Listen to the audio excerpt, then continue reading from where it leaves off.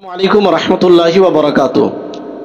Carrom board খেলা জায়েজ আছে কিনা এ প্রসঙ্গে অনেকে জিজ্ঞেস করে থাকে যে টাইম পাসের জন্য খেলছি, তো এটা কি জায়েজ?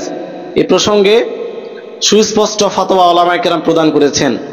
যেমন হুজুর বাহরুল উলুম রহমতুল্লাহ তাআলা আলাইহি ফাতাওয়া বাহরুল উলুম প্রথম খণ্ড পেজ নম্বর 407 মধ্যে সুস্পষ্ট ফতোয়া প্রদান করেছেন যে যদি শুধুমাত্র ক্যারাম বোর্ড খেলা হয়, তাতে বাজি না থাকে তবুও হারাম, আর যদি তার সাথে পয়সার হার জিত হয় তাহলে এটা জুয়া, মানে হারামের সাথে এটা জুয়াও হবে, কারণ হার জিত লাগিয়ে দেওয়া হলো।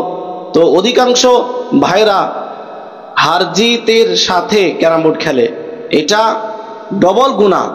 কেননা তো একটা অযথা অপ্রয়োজনে এমনিতেই টাইম পাসের জন্য ক্যারাম বোর্ড খেলা হয়, এটা না জায়েজ, তারপরে আবার জুয়া সেটাতে অ্যাড করে দেওয়া হয়, এটা আরও না জায়েজ।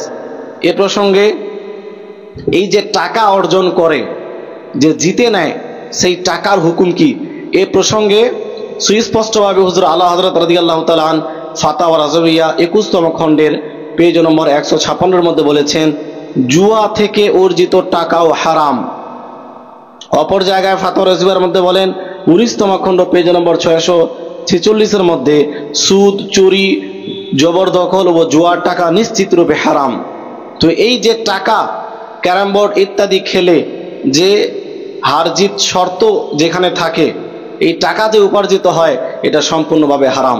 এজন্য ক্যারাম বোর্ড খেলা থেকে বিরত থাকুন, কারণ এটা জায়েজ নেই। এই টাইমে আপনারা কোরআন হাদিস, কোরআনের ব্যাখ্যা বিশ্লেষণ যেগুলো আমাদের উলামা আহলে সুন্নাত লিখে গেছেন সেগুলো অধ্যয়ন করুন, দ্বীন ইসলামের শিক্ষা বেশি বেশি করে অর্জন করুন। এই সমস্ত অযথা জিনিসে নিজের মূল্যবান সময় অপচয় করবেন না। আসসালামু আলাইকুম রহমতুল্লাহ।